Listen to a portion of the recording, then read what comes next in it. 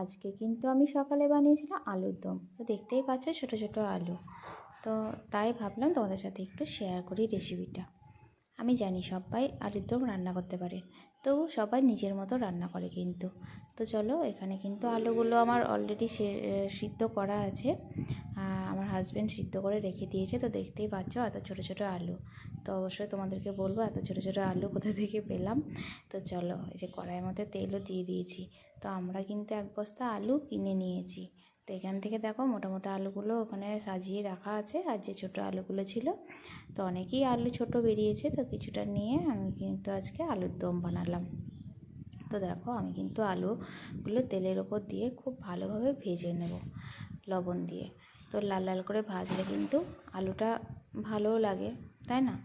তো চলো, সিদ্ধ করা আলুটা দেখো লাল লাল করে আমি ভেজে নিচ্ছি। আর তোমরা কে কীভাবে আলুর দম রান্না করো অবশ্যই কিন্তু কমেন্ট করে আমাকে বলো। জানি সবাই সবার নিজের মতোই রান্না করতে পারো। এদিকে কিন্তু আমার আলু ভাজাগুলো কমপ্লিট, একদম পুরো লাল লাল করে ভেজে নিয়েছি। তো তারপর কড়াইটা ভালো করে ধুয়ে কিন্তু দেখো তেল দিয়ে গোটা জিরে ফোড়ন দিয়ে দিলাম। হ্যাঁ, সবাই এর মধ্যে তেজপাতা দাও, কিন্তু আমি তেজপাতা একদমই কোনো রান্নাতেই ইউজ করি না, কারণ ভালো লাগে না আমার তেজপাতার গন্ধটা। চলো, এদিকে মশলাটাও করা ছিল, দিয়ে দিলাম কড়াইয়ের মধ্যে। আমি কিন্তু এখানে দেখো পেঁয়াজও অ্যাড করলাম না। এইটুকু আদা রসুন বাটা ছিল আর লঙ্কা বাটা ছিল, আর এর মধ্যে কিছু গুঁড়ো মশলা অ্যাড করে দেবো, যেমন ধনে জিরে গরম মশলা এগুলোই অ্যাড করব। আর এখানে দিয়ে দিলাম একটা টমেটো। তো তার মশলার সাথে কিন্তু টমেটোটা বেশ করে কষিয়ে নিলাম। আর এদিকে মশলা ভাজতে ভাজতে এই যে দেখো, আমি একটা গোটা আলু খেলাম। ভালো লাগে বেশ আমার খেতে, লবণ দেওয়া থাকে তো, সিদ্ধ আলু ভাজাটা বেশ খেতে ভালো লাগে, তাই আমি একটা খাচ্ছিলাম। তো কানুরা সহ্য হলো না, ওকেও দিতে হলো। আর এদিকে দেখো পুকুরটার জলটা কতটা মরে গেছে, কারণ ওইদিকে মেশিন পেতে জলটা মারছে, অন্য পুকুরে ফেলছে আর কি। তো ওদিকে দেখতে দেখতে দেখো আমার কিন্তু মশলা ভাজা একদম পুরোপুরি কমপ্লিট। চলো, আলুগুলো এবার অ্যাড করে দিই।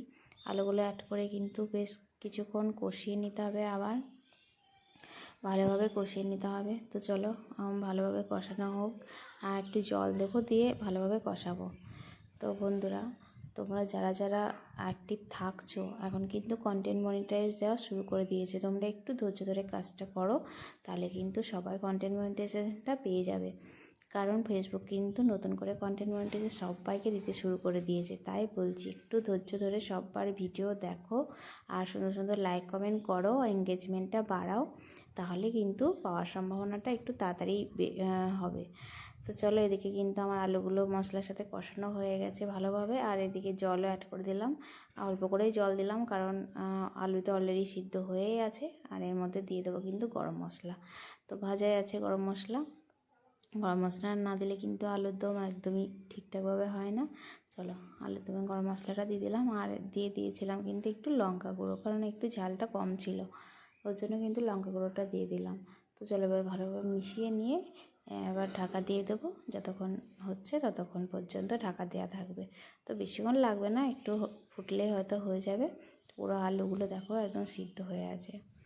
তো চলো বন্ধুরা, এবার ঢাকাটা দিয়ে দিই, আর আলুর দমটা আমার ফুটতে থাকুক। তোমাদের ভিডিওটা কেমন লাগলো অবশ্যই জানিও। আর এদিকে কিন্তু কানুর মজাটা দেখো, কানু কিন্তু আমাকে কখনো ছাড়ে না, যখন পায় তখনই এই যে এইভাবে খেলা করে।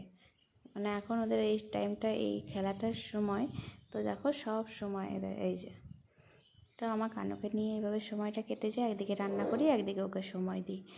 তোমাদের কেমন লাগলো অবশ্যই আমাকে কমেন্ট করে জানিও। ভালো লাগলে একটা লাইক করো, একটা কমেন্ট করো।